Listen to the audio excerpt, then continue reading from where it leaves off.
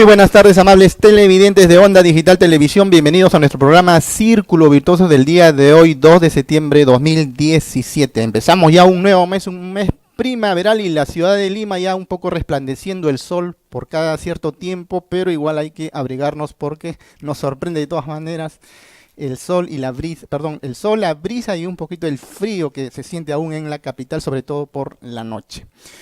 Y cerramos una semana con la preocupación ya girada aún más al entorno político referente a las investigaciones que viene haciendo la Fiscalía sobre estas situaciones de las constructoras, sea Camargo Correa, sea Odebrecht, o ese grupo de constructoras brasileñas que poco a poco se viene dilucidando cómo fue la situación en la que se estuvieron inmersos expresidentes de la República, como el expresidente Ollanta Humala, ya en prisión, y su esposa también. Y por la otra investigación en paralela referente al expresidente Alejandro Toledo, quien está, digamos, refugiado en los Estados Unidos, precisamente en Stanford. Y la noticia que se ha revelado en esta semana es que, como ya de alguna manera era consabido, pero no había, digamos, ha sido muy difundido, precisamente que su gran amigo por más de 40 años, el empresario Joseph Maiman, finalmente, frente a una presión de la Fiscalía y del fiscal Hamilton Castro, decidió revelar toda información, y toda esta información precisamente vinculada a estas constructoras, quienes efectivamente entregaron dinero, y pues fue el intermediario Joseph Maiman. Esta situación pone pues definitivamente en aprieto a un expresidente de la República nuevamente. Es muy lamentable, una noticia para nuestro país y para los ciudadanos, los niños que estuvieron. Muchos recordemos cómo surgió este expresidente, ¿no? Cómo llegó al poder precisamente con el gran apoyo de las masas, de las ciudades más recónditas del Perú. Los niños, era todo un ídolo para los niños, pero hoy día, si le preguntamos a esos niños qué opinas de este expresidente en esta situación, es bastante penoso, porque ni siquiera en los Estados Unidos, probablemente con esta revelación de su mejor amigo de toda una vida, más de 40 años, probablemente no tendría ninguna escapatoria, ni refugiarse, ni en los Estados Unidos, y más bien probablemente frente a un delito de lavado de activos, como es muy probable que esté ya corroborándose próximamente, más bien Alejandro Toledo va a pretender probablemente acogerse a un retorno simplificado para purgar condena en nuestro país, porque el delito de lavado de activos utilizando estas entidades bancarias norteamericanas son bastante severas en sancionarse, y por lo menos le esperaría 30 o 40 años de cárcel al expresidente de la República. Y acá estamos hablando de 15 o 20 años, entonces preferiría retornar a nuestro país y estar pues en en Barbadillo, donde también están cursando prisión dos expresidentes, tanto Ollanta Humala como el expresidente Alberto Fujimori. Esta situación definitivamente entristece en realidad a todo el grupo político de su partido, que ya no queda mucho. Pero en el otro ámbito viene también tornándose esa enorme preocupación cuando ya se ha deslizado información de que los fiscales asignados a la investigación de la ex candidata presidencial Keiko Fujimori han tenido cierto temor para darle fuerza a estas investigaciones. Se ha venido posponiendo, aplazando los plazos, y frente a estas revelaciones, probablemente ya con 3 expresidentes en una situación bastante complicada, se acelera la investigación a la ex candidata presidencial. Si bien es cierto, hay toda una preocupación porque es el soberano, los electores, los ciudadanos que siempre están pendientes del acontecer diario en nuestro país, porque queramos o no, el entorno político en paz genera mucho dinamismo en la economía. En el otro ámbito, lo que está más bien preocupante es por qué esta segunda sala penal transitoria, si es que se llegara digamos, a comprobar o a ejercer lo que están proponiendo, referente a que la investigación sobre el delito de lavado de activos sea más severa en las investigaciones. Me refiero a que probablemente lo que se pretende acá con esta casación de la segunda sala transitoria es que solamente se investigue o se dedique la investigación a aquellos delitos donde prácticamente se está plenamente identificado el lavador de el dinero mal habido. Y complica la investigación, es decir, pone una valla demasiado alta la investigación a aquellos intermediarios, como son los casos más que estamos viendo. Recordemos que son más de 1.500 millones de dólares, según las referencias que tenemos del año 2015, amables televidentes. 1.500 millones de dólares que han sido lavados en nuestro país. Y la pregunta que podríamos hacer nosotros es, si hay 1.500 millones de blanqueo de capitales en nuestro país, y nos vamos a ver las estadísticas que corresponde en los penales, ¿cuántos ciudadanos están purgando cárcel por estos delitos? Bastantes casos serían. Entonces, probablemente, claro, hay purgando delitos por narcotráfico, por lavado del oro ilegal, ¿no? Pero precisamente por el lavado de activos, de estos intermediarios, estos lavadores que esconden, hacen una trama muy enmarañada, difícil. Claro, se tendría que seguir la ruta del dinero como corresponde, pero lo hacen de una manera tan complicada que se tiene que capacitar a incluso los especialistas, los que están ahí tienen que ir innovándose, porque también este delito se va innovando, se va haciendo más complejo en las investigaciones. Nosotros consideramos que esta decisión tomada, o si es que se confirma ciertamente, de la segunda sala transitoria, de poner un peldaño más complicado en las investigaciones, no está contribuyendo a alcanzar la palingenencia moral del país, que es luchar frontalmente contra estos delitos de cuello blanco, como se puede advertir.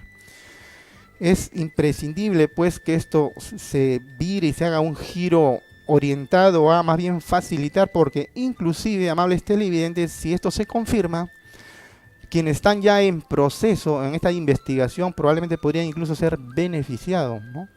Incluso del expresidente Ollantaytamala, o el mismo Alejandro Toledo, o la ex candidata presidencial. No tenemos nada en contra de ninguno de los políticos, pero acá lo que estamos hablando es de adecentar nuestra política. ¿Cuánto se ha hablado de estas situaciones? Adecentemos la política, y los candidatos lo hacen así. Cuando los candidatos están en campaña fuerte, ¿qué dicen? Vamos a hacer una lucha frontal contra la corrupción. Tenemos que eliminar la corrupción, vamos a entrar al poder, pero vamos a entrar con gente honesta, gente transparente. Pero finalmente terminan envueltos en estas situaciones, y que se repite en cada gestión, en cada gobierno. Eso es lo que pretendemos evitar todos. Hay un tema acá que nos preocupa en el sentido de que ya se avecinan también las elecciones, o digamos la campaña a las elecciones municipales y regionales. Entonces, nosotros consideramos y hacemos un llamado a todos los partidos políticos, las agrupaciones que ya están preparándose, filtren muy bien a sus candidatos, porque acá no se trata de dar la posta o darle la oportunidad al candidato que mejor aporte en las campañas. Ya sabemos que eso no ha dado resultado, muy lamentable.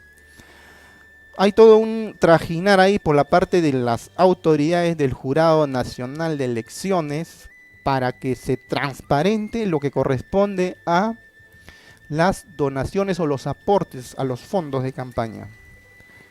Y conversábamos parte de este tema en otra oportunidad cuando decíamos, con toda la tecnología que manejamos ya en nuestro mundo actual, que por ejemplo el Jurado Nacional de Elecciones, digamos, habilite una plataforma virtual, una especie de plataforma virtual donde cualquier ciudadano, sea, digamos, el ciudadano, la persona natural, ¿no?, que va a aportar, transparente su fondo ahí. Igual si alguna empresa X desea aportar también, entonces todo se circunscribiría a una absoluta transparencia, vía online, donde cualquier ciudadano que pretenda, cualquier ciudadano que considere hacer una búsqueda de el partido X, quienes están aportando, perfecto, que lo hagan. Esto sería una de las alternativas inmediatas para evitar estas situaciones que muchos profesionales, o muchos técnicos, o muchos peruanos, muchos ciudadanos de a pie actualmente consideran que ya la política es una situación extrema de alto riesgo. Pero queramos o no, son los políticos quienes van a gobernar. De ellos depende que la situación de nuestro país en la gobernanza, en la gestión, en la mejora de la ciudad, en reinsertarnos mejor económicamente, en el crecimiento de nuestro país, hoy estancado en 3-4%, despegue necesariamente.